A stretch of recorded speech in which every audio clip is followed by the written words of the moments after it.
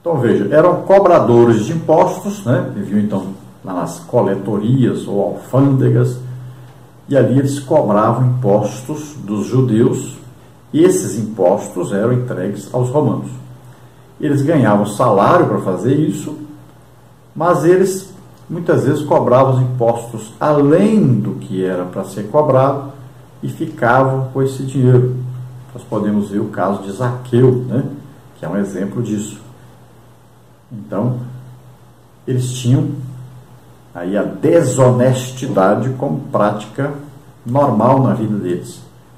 Então, os judeus odiavam esses cobradores de impostos, porque eles eram judeus e trabalhavam para os romanos e ainda roubavam dos próprios judeus. Eles odiavam essas pessoas e eles tratavam como se tratavam a meretriz, como se tratava um ladrão, como qualquer pessoa pior da sociedade. Jesus pregava e os publicanos gostavam da pregação de Jesus. Muitos publicanos foram ouvir a pregação de Jesus, porque Jesus colocava todos como pecadores, não era só os publicanos. Ele colocava todos como pecadores, necessitando de arrependimento, e apresentava a Deus como um Pai amoroso que estava disposto a perdoar todos, a reconciliar todos consigo. Então, eles gostavam da pregação e foi uma coisa muito interessante e uma coisa que sobressaiu no meio de toda a sociedade, Jesus chamar Mateus, que era um cobrador de imposto, que era um publicano, e se tornou então um apóstolo de Jesus e acabou até escrevendo o evangelho, né, de Mateus, que é um evangelho importantíssimo, mostrando Jesus como descendente do rei Davi, mostrando a realeza de Jesus, um evangelho muito importante. Veja só, foi dado então uma importância muito grande por Jesus a um publicano que era odiado por todos. Nós vemos também Zaqueu. Jesus foi comer na casa de Zaqueu. E isso foi um escândalo, né? Os religiosos diziam, isso é uma coisa absurda, comer na casa de publicano. Jesus disse, não necessitam de médico os sãos, né? Necessitam de médico os doentes. Então Zaqueu reconheceu que ele era um doente, que ele era um pecador e precisava se arrepender, precisava se aproximar de Deus. E ele tomou essa atitude, amando mais a Deus do que o dinheiro. Demonstrou isso dizendo que ia devolver aquilo que havia roubado. Subtópico 3, a oração. Os judeus da cidade de Jerusalém tinham o costume de fazer orações nas horas costumeiras, 9 da manhã e 15 da tarde. Entretanto, mesmo fora dos horários regulares, havia pessoas orando no templo. Lucas 2,37 fala sobre isso, Atos 22,17. Um fariseu e um publicano subiram ao templo com o fim de orar à mesma hora. Como já foi dito, nos aspectos religioso e moral, reinava no judaísmo daquela época uma grande distância entre essas duas classes do povo. O fariseu, como vimos, era tido como um homem que cumpria a lei com rigor exemplar. O outro publicano era considerado uma pessoa que vivia em grandes pecados e vícios, sendo mesmo equiparado aos gentios. Essas duas figuras estão orando juntas à mesma hora no templo. É o que informa a parábola. Então existe aí um grande contraste, né? São duas pessoas que vão à oração, foi uma coisa boa, todos os dois tomou atitude de ir ao templo orar, mas a atitude de cada um é completamente diferente, né? Um do outro aí, muito diferente, embora tenham ido à mesma hora e fazer a mesma coisa, a oração no templo. Então os judeus oravam geralmente esses horários, 2 horários, 9 horas da manhã, 15 horas da tarde. Nós temos um exemplo melhor, né, que é o exemplo de Daniel, que orava 3 vezes ao dia, provavelmente 1 hora de cada vez. Interessante, né? Nós passamos aí um período de oração, buscando a Deus, em comunhão com Deus, e Jesus disse, entra no teu quarto, fecha a porta, fala com o teu pai em secreto, e ele te recompensará publicamente. Então, o ensino de Jesus para nós, a oração, e nós devemos todos orarmos. Agora, sempre lembrando, diante de Deus, nós oramos sempre, pedindo a Deus misericórdia, né? Pedindo que o seu amor se manifeste em nossa vida, que nós possamos ser instrumentos para abençoar os outros. Sempre assim. Então nós precisamos orar mais pelos outros e menos por nós mesmos. Precisamos mais ir a Deus em favor dos outros. Então a nossa oração de petição, né, que é para nós mesmos, deve ser bem pouquinha. Nós estamos sempre pensando nos outros. Quando nós pedimos muito pelos outros, Deus cuida de nós.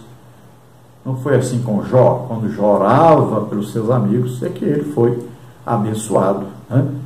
Então lembre-se disso. Gaste mais tempo orando pelos outros. E Deus vai lhe dizer assim, olha, cuide dos meus, que eu cuido dos seus.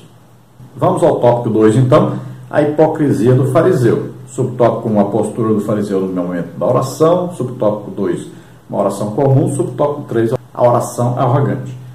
Subtópico 1, a postura do fariseu no momento da oração. Inicialmente, a parábola contada por Jesus se detém no fariseu com o objetivo de dizer como este formulava sua oração. De acordo com uma das interpretações, o fariseu postou-se em local isolado e ali orou. Lucas 18:11. O texto enfatiza a posição distinta, separada do fariseu. Ele postou-se de maneira que chamava atenção e atraía sobre si todos os olhares dos presentes. Mateus 6:5. Ele ora como todos os devotos judeus, de pé, com os braços erguidos e a cabeça levantada. Ele agradece a Deus. Esta é a forma clássica da oração bíblica judaica, o louvor e o agradecimento a Deus. O fariseu, antes de tudo, agradece a Deus por estar isento dos vícios dos outros homens, e em seguida, porque é rico em obras meritórias. Era costume normal, então, na oração de pé, só que ele escolhe um local de destaque, onde as outras pessoas vão vê-lo orando, onde as outras pessoas vão aí ver que ele está fazendo a sua obrigação. Então ele quer aparecer diante dos homens como alguém que ora. Então nós vamos ver que no seu pensamento, porque ele não fala nada na oração, parece que ele tinha até medo de alguém ouvir a oração dele, né? Então ele não fala, ele só pensa e ele vai se auto-justificar. Ele vai dizer que merece, então, uma satisfação de Deus, uma resposta positiva de Deus. Então ele se auto-justifica dizendo que não participa dos mesmos pecados que os outros homens, e ele também mostra que ele é rico em obras. Então ele está tentando se justificar diante de Deus, merecer então o favor de Deus. Veja que é uma situação que acontece muito hoje na igreja. Pessoas que oram por orar mesmo, né? Vão para a oração na igreja, ou oram lá no culto, ou vão até na casa das pessoas, mas fazem aquela oração sem nenhuma fé, sem nem acreditar, sem nem prestar atenção no que estão falando, né? Você pode ver, por exemplo, alguém no final do culto dizer: Deus, despede-nos em paz. Como despedir em paz? Nós somos o mesmo Espírito com Deus. Não tem jeito de despedir de Deus. Tem jeito de Deus falar: tchau, então vocês vão, eu vou ficar aqui na igreja e vocês vão embora. Despede-nos em paz, né? Tem umas orações que são absurdas. E as pessoas fazem muito essas orações. Então, as orações sem pé e sem cabeça, né? Paulo ensina para nós sobre isso, né? Ele diz que nós não sabemos orar como convém. Melhor é confiar ao Espírito Santo, né, a nossa oração, que assim ele vai fazer uma oração perfeita, vai consertar os erros da nossa oração. Vamos ver o subtópico 2, uma oração comum. Tudo indica que o tipo de oração que encontramos no texto, apesar de transparecer arrogante, não era completamente desconhecido, pois há relatos na literatura rabínica do judaísmo de que tal comportamento era comum. Alguns autores mostram exemplos de orações cujo teor é similar ao do fariseu da parábola. E isso, porém, não justifica a atitude e nem a torna aceitável. Então, era uma oração feita pela maioria das pessoas, principalmente os líderes. Parece assim uma coisa já decorada, aquela coisa de sempre. Então, eles faziam essa oração. Eles estavam no templo e ali eles tinham um dever e a obrigação de estarem ali naqueles 2 horários de oração. Seria como aquela pessoa que tem um cargo de liderança da igreja, aí está tendo uma oração na igreja, e ele fala, eu tenho que estar lá também, porque eu sou uma autoridade, né? Eu sou um líder na igreja de algum grupo, né? Então ele tem que estar lá na oração. Então ele não foi realmente para orar, não foi realmente para prestar um culto a Deus, ele foi por uma obrigação e para representar um papel de um líder. Então, isso acontece muito na igreja hoje. É uma oração que não vale de nada, é só tempo perdido. Essa era o caso então desse fariseu. Ele foi ali para cumprir tabela, foi para mostrar-se diante dos outros que era um homem de oração, mas nem abriu sua boca, nem fez oração na verdade, só pensou. Isso não é orar. Subtópico 3, a oração arrogante. O fariseu diz a respeito de si mesmo o que era rigorosamente verdadeiro, mas o que o motivava a orar era completamente errado. Não existe nenhuma consciência do pecado, nem da necessidade, nem da humilde dependência de Deus. O fariseu quase que comete a loucura de parabenizar a Deus por ter um servo tão excelente como ele. Depois de suas primeiras palavras, não se lembra mais de Deus, mas apenas de si mesmo.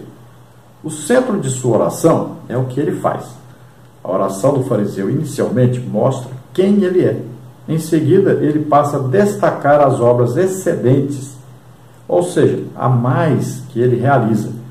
Excedia o jejum prescrito na lei, o dia da expiação, acrescentando a prática anual, Levítico 16, 29, 31, 23, 27, mais 2 jejuns semanais.